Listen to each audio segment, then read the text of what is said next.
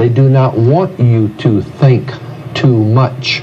That is why our country and our world has become so proliferated with entertainments, mass media, television shows, amusement parks, drugs, alcohol, and every kind of entertainment to keep the human mind entertained, so that you don't get in the way of important people by doing too much thinking. You had better wake up and understand that there are people who are guiding your life and you don't even know it. We're in a lot of trouble because you people and 62 million other Americans are listening to me right now, because less than 3% of you people read books, because less than 15% of you read newspapers, because the only truth you know is what you get over this tube. Right now, there is an entire generation that never knew anything that didn't come out of this tube. This tube is the gospel, the ultimate revelation. This tube can make or break presidents, popes, prime ministers. This tube is the most awesome goddamn force in the whole godless world. And woe is us if it ever falls into the hands of the wrong people. And when the largest company in the world controls the most awesome goddamn propaganda force in the whole godless world, who knows what shit will be peddled for truth on this network. So you listen to me. Listen to me. Television is not the truth. Television is a goddamn amusement park. Television is a circus, a carnival, a traveling troupe of acrobats, storytellers, dancers, singers, jugglers, sideshow freaks, lion tamers, and football players. We're in the boredom-killing business. But you people sit there day after day, night after night, all ages, colors, creeds.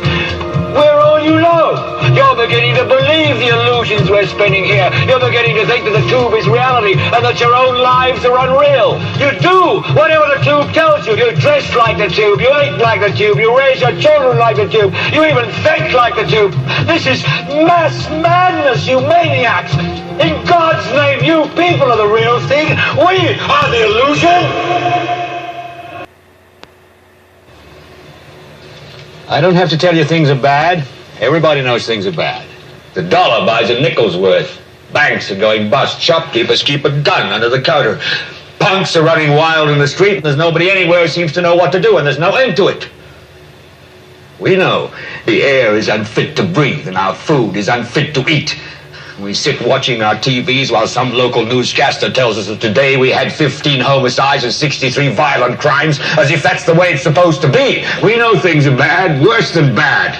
They're crazy. It's like everything everywhere is going crazy, so we don't go out anymore. We sit in the house, and slowly the world we're living in is getting smaller, and all we say is, please, at least leave us alone in our living rooms. Let me have my toaster and my TV and my steel-belted radios, and I won't say anything. Just leave us alone. Well, I'm not going to leave you alone.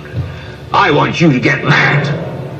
I don't want you to protest. I don't want you to riot. I don't want you to write to your congressman, because I wouldn't know what to tell you to write. I don't know what to do about the depression and the inflation and the Russians and the crime in the street. All I know is that first, you've got to get mad. You've got to say, I'm a human being. God damn it. My life has value.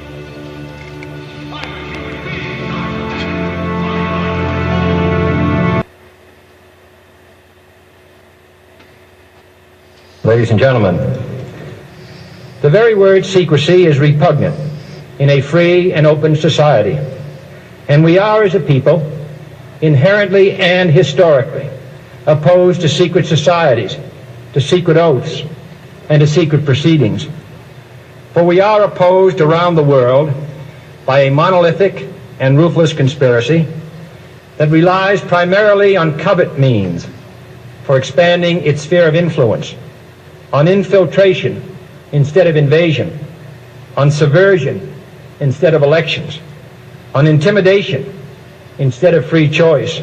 It is a system which has conscripted vast human and material resources into the building of a tightly knit, highly efficient machine that combines military, diplomatic, intelligence, economic, scientific, and political operations.